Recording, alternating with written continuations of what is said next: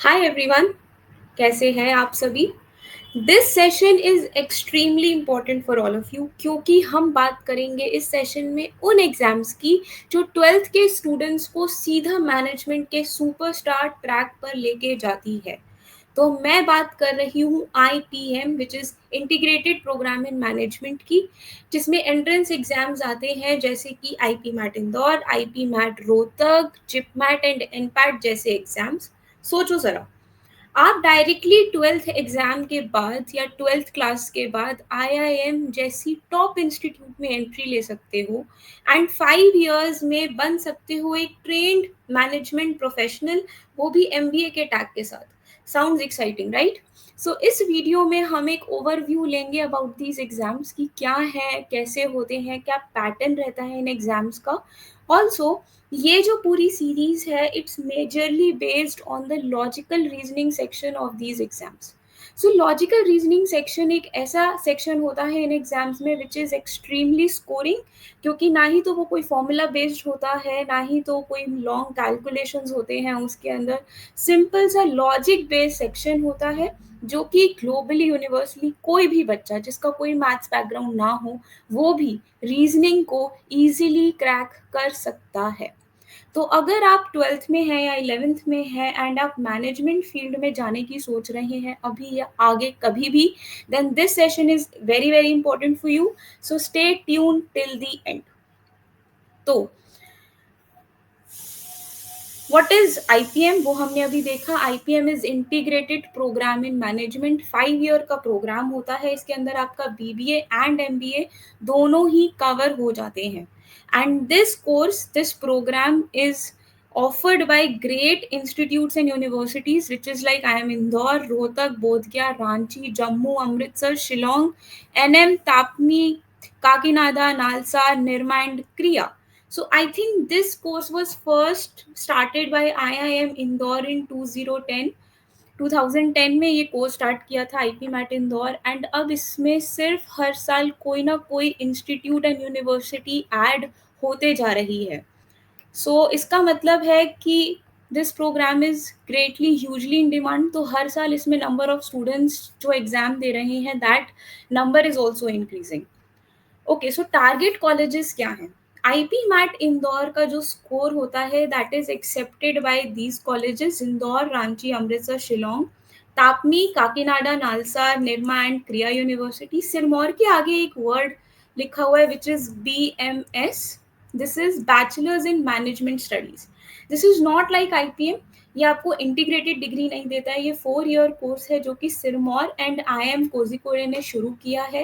And Sirmaur में BMS आप कर सकते हैं apply by taking, they take the score of IP MAT Indore and BMS IMK के लिए उनका अलग एग्जाम कंडक्ट होता है। ओके, IP मैट रोहतक का score is accepted in IIM Rohtak and JIPMAT का score is accepted in Jammu and Bodh गया।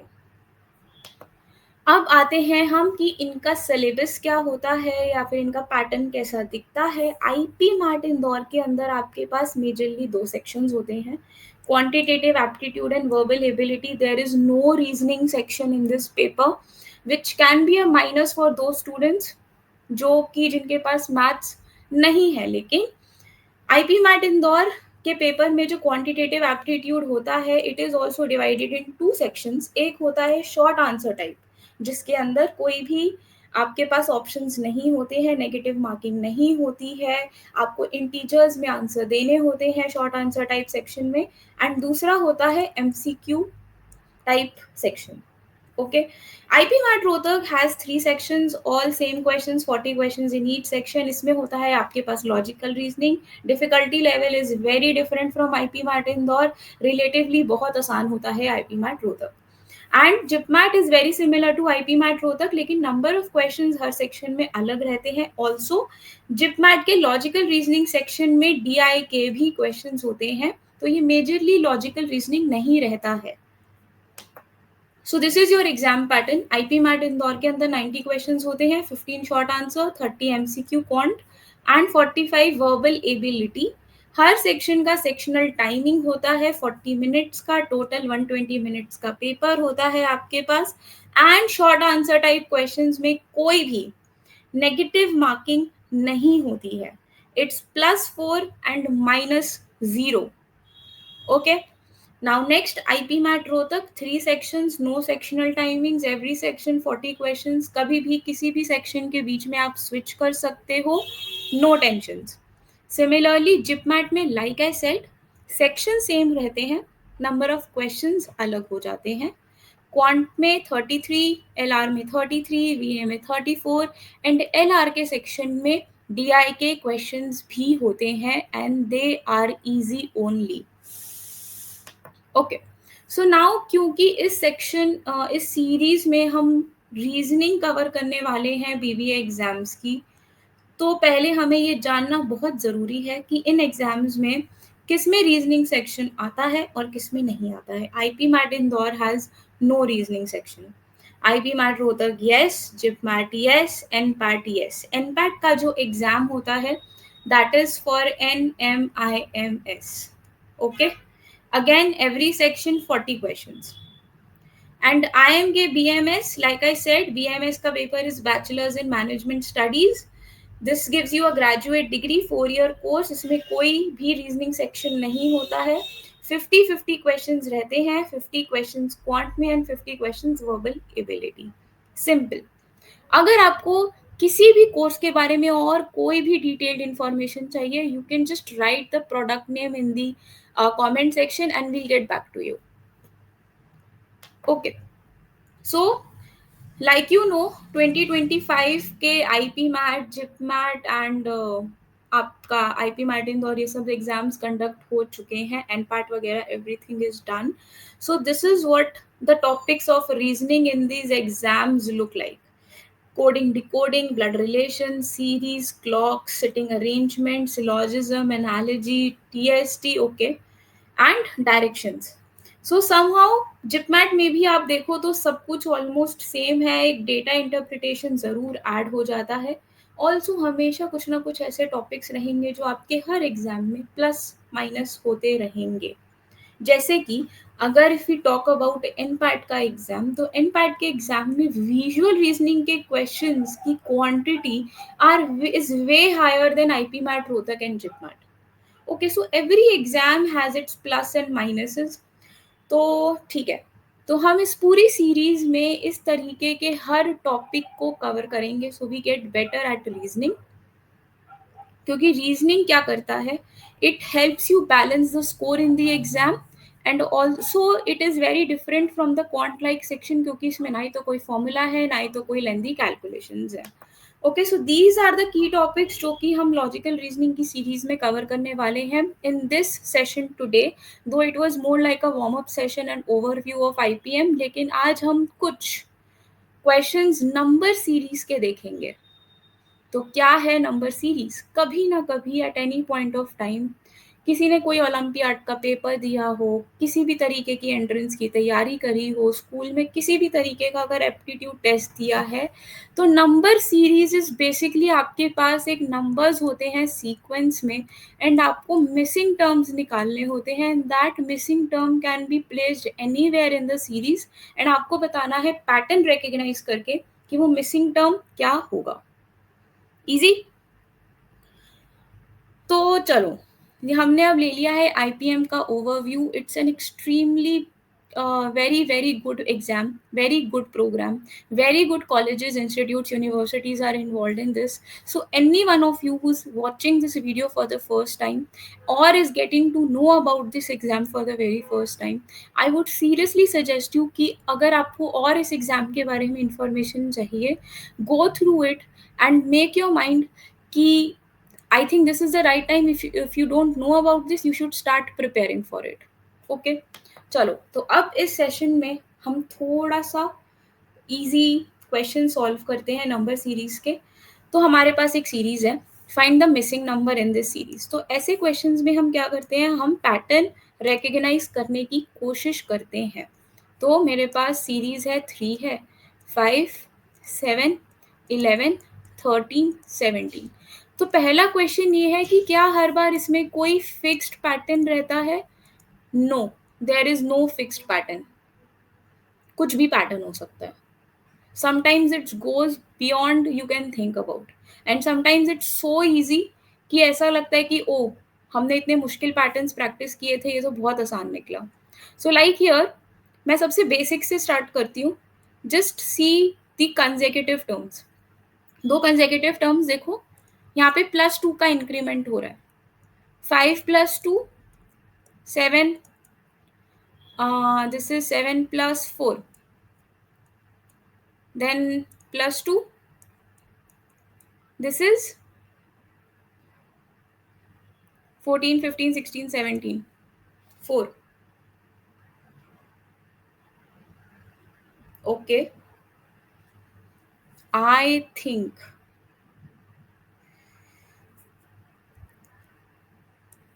this could be a little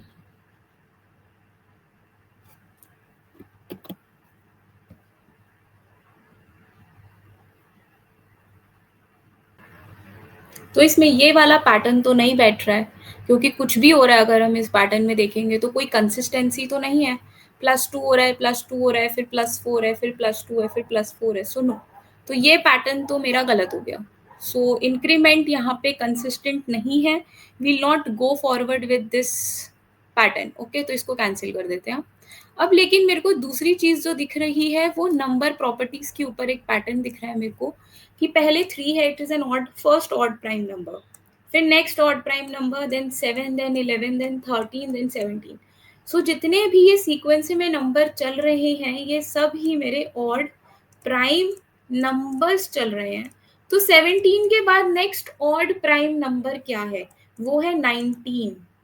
Therefore, my answer to this series would be option A, missing next odd prime number, that is 19. Okay, तो generally हम ऐसे ही करते हैं. हम starting में increment अगर, क्योंकि नंबर्स अगर बहुत पास होते हैं, अगर उनके बीच में गैप बहुत कम होता है, तो हम यूजुअली हमेशा ये सोचते हैं कि हो सकता है इनके बीच कुछ इंक्रीमेंट हो रहा हो, एंड देयर फोर वहाँ से हम उसको कंटिन्यू करते हैं, जैसे कि ये वाला क्वेश्चन है. सो यहाँ पे हमारे पास नंबर्स है 1 2 6 15 31 56 एंड 92. यहाँ पे भी अगर आप नंबर्स देखो, they are not very far from each other, पास ही है. दैट मीन्स मैं ये सोच सकती हूँ कि सबसे पहला गेस मेरा ये होगा कि इसमें कुछ इंक्रीमेंट हो रहा होगा. तो उसको चेक करने के लिए इनके बीच में डिफरेंस है 1 का. 2 - 1, 6 - 2 is 4, 15 - 6 is 9, then 15 and 31 is 16 का difference. It is here 25 का difference. 31 plus 25 is 56. तो I think next 36 का होना चाहिए, क्योंकि अगर ऐसा होगा तो मेरा पैटर्न बन जाएगा. So 56 plus 36 is 92. So that means this is plus 36. सो मेरा पैटर्न यहाँ पे मैंने रिकग्नाइज कर लिया है. हर बार टर्म्स जो है वो नेचुरल नंबर के स्क्वायर्स में इंक्रीमेंट हो रहा है. So this is 1 square, this is 2 square, 3 square, 4 square, 5 square, 6 square. So next मेरा हैज टू बी 7 स्क्वायर होना चाहिए, which is equal to 49. So 92 plus 49 is equal to 141, कुछ भी. So this is equal to 141. So option C is my correct answer. Next. Here again the numbers are very close to each other. So 17, 13, 25, 49, 97 and what's next? I need to find out. Again मैं वही करूँगी सबसे पहले कि अगर क्योंकि numbers बहुत पास हैं तो I will find out their differences. So पहला difference is 6 का. 7 plus 6 is 13. 13 plus 12 is 25.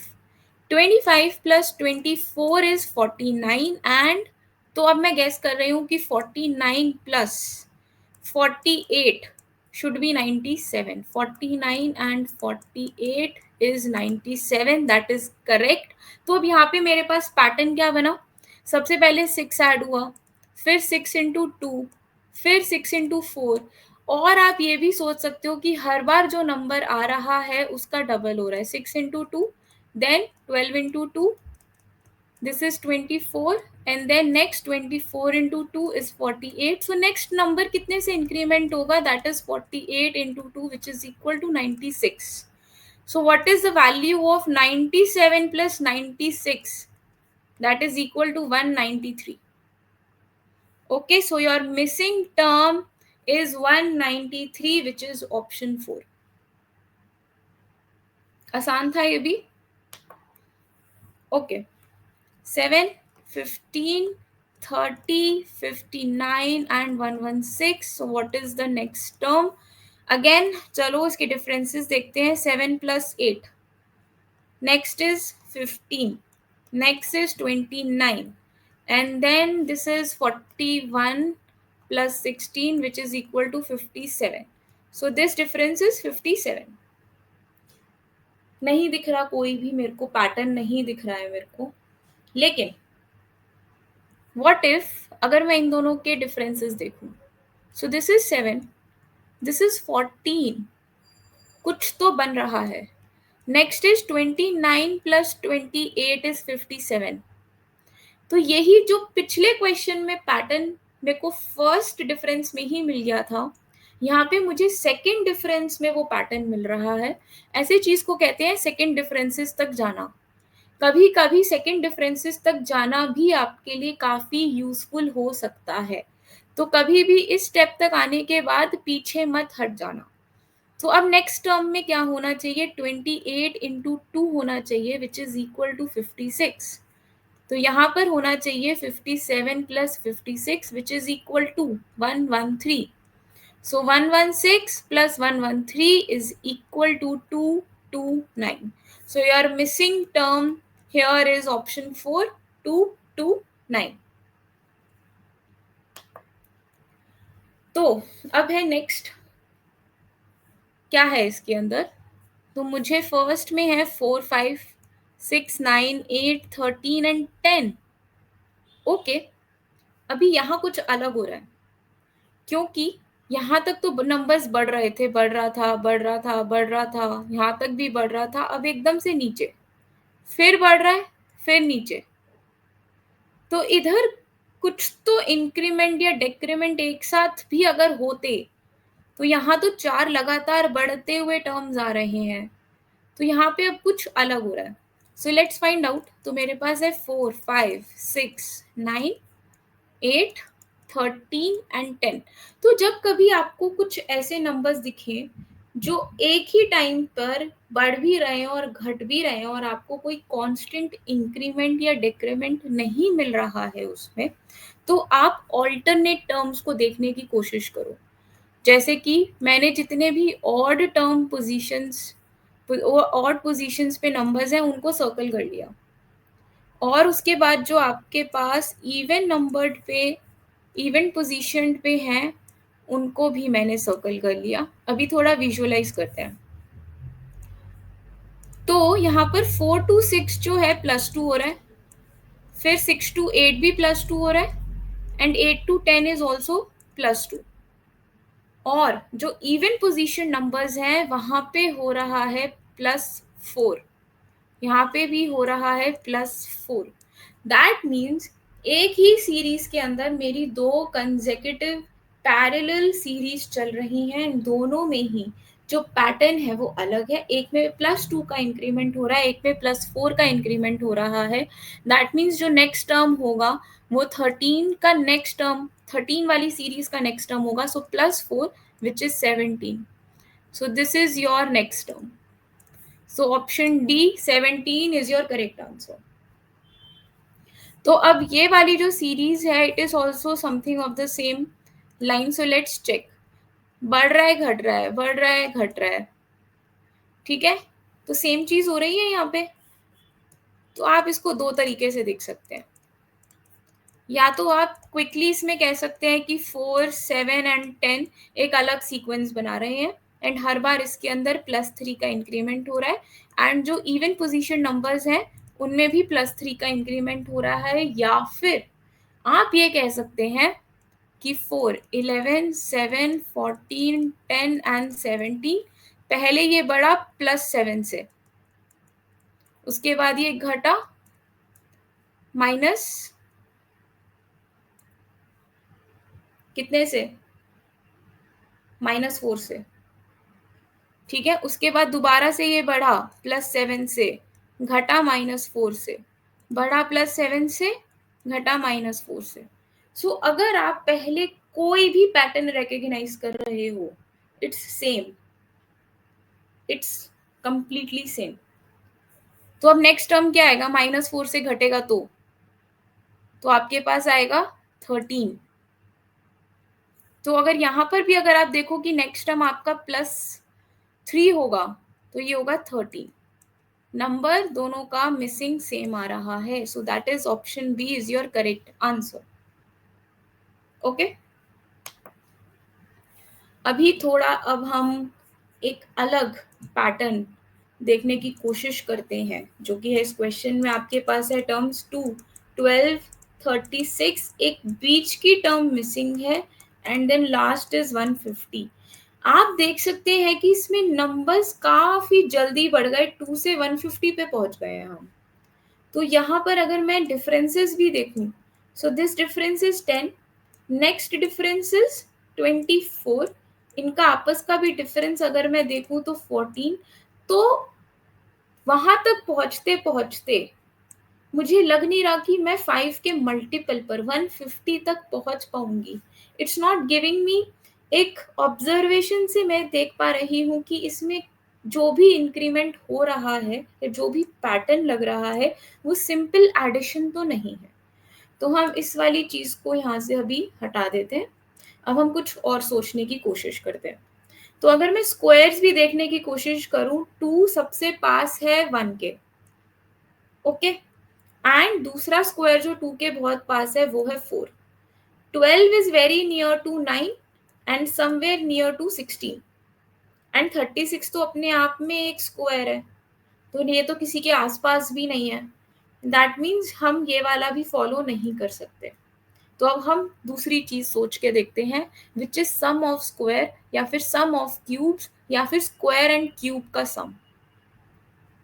Okay, जैसे कि 2 है, 2 इज 1+1। अब मैं चाहे यहाँ पे स्क्वायर करूं, चाहे मैं यहाँ पे क्यूब करूं, चाहे मैं क्यूब एंड स्क्वायर करूं, तो ये कोई भी चीज मेरे को 2 देगा। ओके, लेकिन अब हम 12 के साथ चेक करते हैं कि 12 कैसे बन सकता है। 12 कैन बी फॉर्म्ड बाय 9। अगर मेरे को किसी स्क्वायर के साथ उसको फॉर्म करने की कोशिश करनी है तो हम कैसे फॉर्म कर सकते हैं उसको? अगर क्यूब या फिर स्क्वायर के फॉर्मेट में मेरे को उसको सॉल्व करना है, तो अगर आप 9+3 लिखें तो नहीं पॉसिबल, क्योंकि 3 तो किसी का क्यूब एंड स्क्वायर भी नहीं है, तो ये चीज भी पॉसिबल नहीं होगी। तो दूसरी चीज मैं सोच सकती हूँ कि 12 is also equal to 8+4 which is equal to 2 cube plus 2 square. अब हम इस चीज को थोड़ा और सोच के देखते हैं 36 के टर्म्स में, क्योंकि ये तो 1 के आसपास हो गया, ये 2 के आसपास हो गया। So what is 3 cube plus 3 square which is equal to 27 plus 9, this is equal to 36। Oh, ये भी सॉर्टेड है। तो मेरे पास फर्स्ट टर्म भी आ गया, इसको कैंसिल कर दो, इसको कैंसिल कर दो, इसको रखो, this is equal to 2, this is equal to 12, this is equal to 36। तो मेरा बेसिकली नेक्स्ट टर्म होना चाहिए 4 क्यूब प्लस 4 स्क्वायर, एंड मेरा 150 होना चाहिए 5 क्यूब प्लस 5 स्क्वायर। सो 5 क्यूब क्या होता है? 125, 5 स्क्वायर होता है 25 विच इज इक्वल टू 150। अरे, we got our pattern. So 4 cube is equal to 64 plus 16 which is equal to 80. So our missing number was 80. तो होने को आसान पैटर्न्स भी हो सकते हैं जो अभी तक हमने देखे, जिसमें सिंपल इंक्रीमेंट हो रहा था। होने को क्यूब्स एंड स्क्वायर्स का सम भी हो सकता है, इनका डिफरेंस भी हो सकता है, किसी कांस्टेंट में स्क्वायर ऐड हो सकता है, जो कि हमने देखा था जिसमें नेचुरल नंबर्स के स्क्वायर्स ऐड हो रहे थे, प्राइम नंबर्स के स्क्वायर्स भी ऐड हो सकते हैं। सो होने को काफ़ी काफ़ी वेरिड पैटर्न्स हो सकते हैं नंबर सीरीज में। उनको आइडेंटिफाई करने का एक ही तरीका है, is to practise so many questions कि आप अधिकतर पैटर्न्स आइडेंटिफाई कर सको। तो ये क्वेश्चन है for you guys to try yourself, and next session जो भी होगा हमारा, नेक्स्ट सैटरडे, उसमें हम इसको सॉल्व करेंगे एंड इसके साथ-साथ हम बहुत तरीके के डिफरेंट पैटर्न्स नंबर सीरीज़ में जो पॉसिबल है, उसमें भी डीप डाइव करेंगे। ओके? Thank you guys.